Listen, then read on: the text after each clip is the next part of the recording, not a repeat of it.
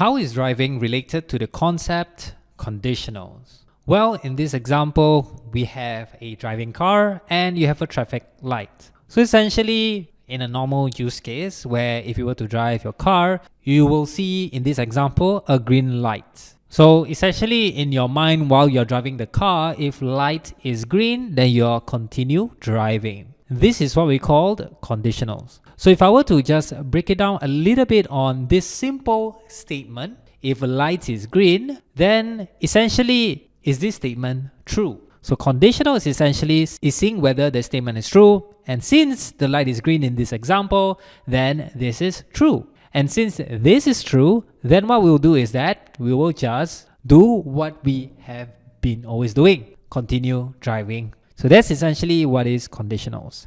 And you continue driving. But what if the traffic light changes and you see an amber light? So what happens is that the traffic light logic here still remains, but we will still check the statement if light is green. And since the light is amber, it is not green, and this is false. And since this statement is false, then we will not continue driving. So while driving, you probably have another statement that you probably have learned where if the light is amber, then we will still check it to see whether it's true. And since the light is amber, this is true. And we should slow down when the light is amber. So you can see that our car is slowing down. But what if suddenly the traffic light is red? Well, it's not suddenly, actually you should know that it will turn red. So what this does is that we will still continue with our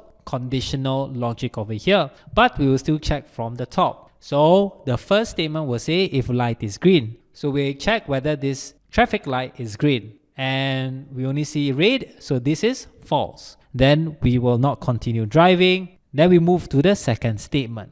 So the second statement says else if the light is amber, we will slow down. But is the light amber? False. So we are not going to slow down, and there should be a last conditional statement which says else if light is red, then after that we check whether the traffic light is red, and it is red. So this statement is true. Therefore, you should still continue. You should stop actually. And you did.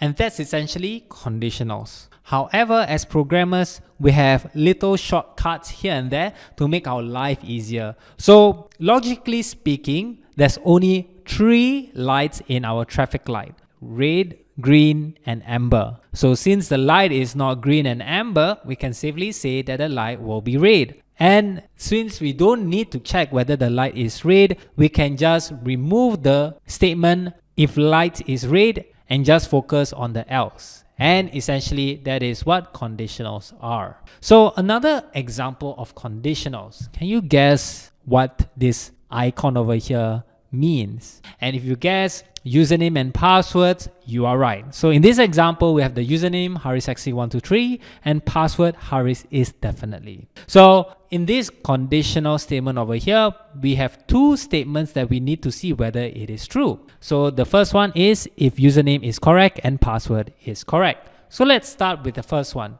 Is the username correct? And it is. And since the username is correct in this example over here, then this statement is true. And let's go to our password. And the password is, let's assume that it's correct, it's true. And since both of them are true, then we can log in. But what if there was a case where our password is wrong? So let's go through again in our if statement to say if username is correct, it is true, and the password is correct, it's actually false. Therefore, should we log in if our username is correct but the password is not correct? So the answer should be no. We shouldn't make someone log in with a wrong password. So that means we should move on to the next step, which is the else statement that says show an error, right?